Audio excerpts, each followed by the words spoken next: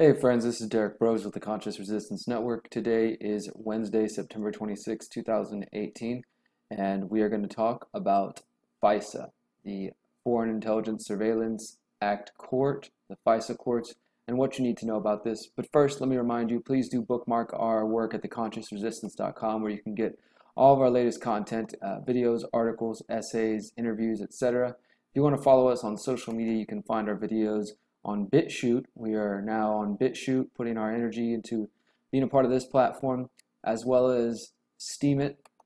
You can find me at dbroze on Steemit, where I've been posting all of my articles and essays and videos and whatnot. And of course, you can follow my journalism profile at derrickbroze.contently.com, where I post all of my articles and videos as well. So several places, of course, the website itself. But let's get into one of the stories right here. Declassified expose Department of Justice rules for spying on journalists with secret court. Now, one of the things I want to say about this, let's just do a quick little search here. I'm going to just type in FISA. Brief note, you may notice this is not a Google search I did. This is a DuckDuckGo search. DuckDuckGo is better than Google. They don't track you and they don't monitor you and all that kind of things.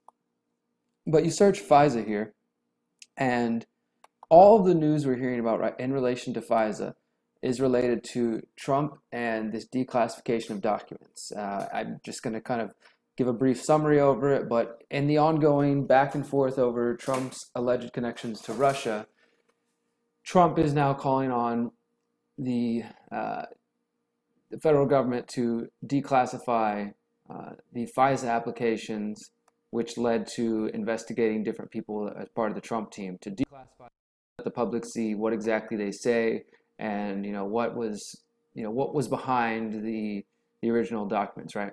So it's kind of an interesting story, and of course, people who are supporters of Trump say this is going to lead to everything from new information about 9/11 to exposing the deep state to all kinds of different things.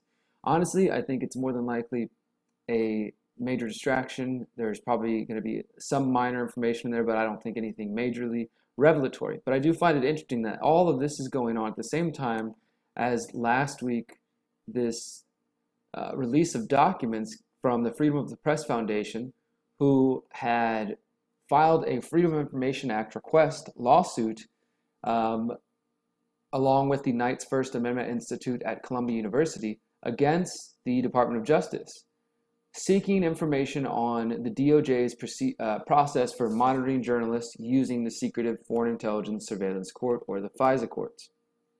And what to tell here is that the FISA court orders, as it relates to going after journalists and being able to monitor journalists, that there's essentially not very much, well, I mean, as to be expected, there's nothing rigorous, there's nothing major that they have to do to be able to do this. It's sort of just it's a formality at the most.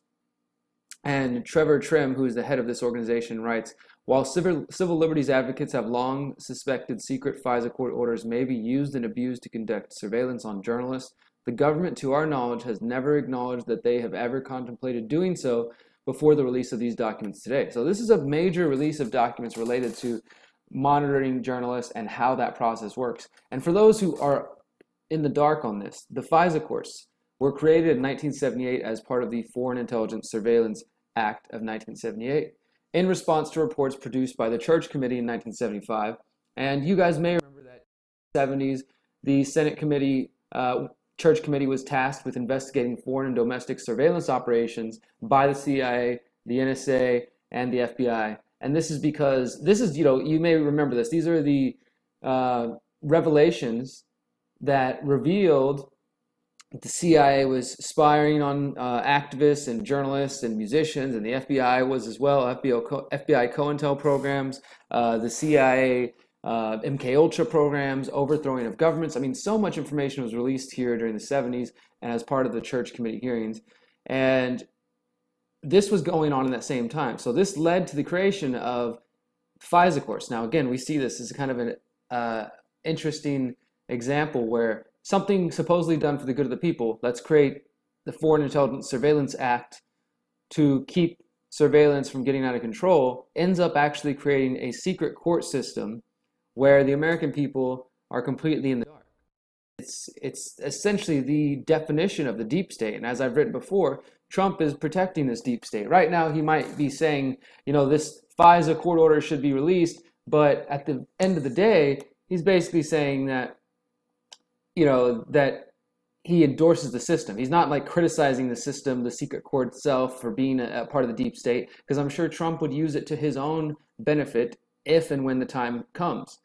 The Intercept also notes that, quote, the rules apply to media entities and journalists who are thought to be agents of foreign governments or in some cases are of interest under the broader standard that they possess foreign intelligence information.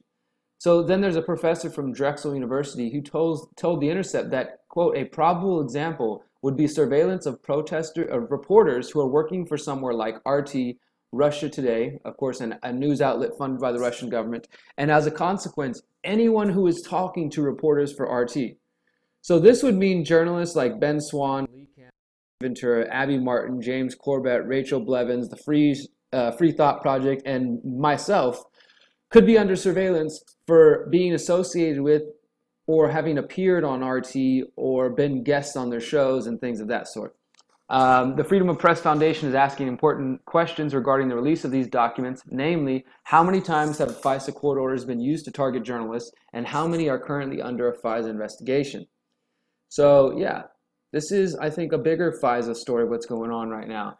This lawsuit with the Freedom of the Press Foundation, and as I say in here, the FISA court is a glaring example of the deep state, a secret court run by secret judges who interpret the law behind closed doors and who refuse to publicly release their findings or their interpretation.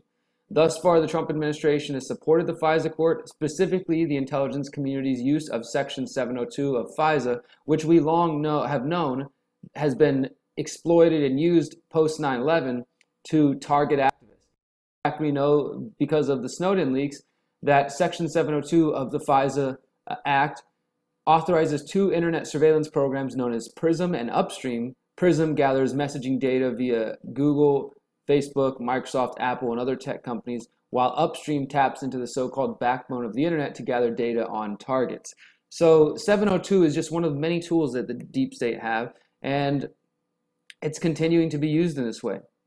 I think it's apparent now that Trump has shown support for the continued use of the court as it suits his needs, and it's time for somebody, hopefully anybody out there that gets access to Trump. Obviously nobody in the lamestream, deadstream corporate media is going to ever question Trump about this, but maybe one of us can get out there. So that's just a little check-in with you.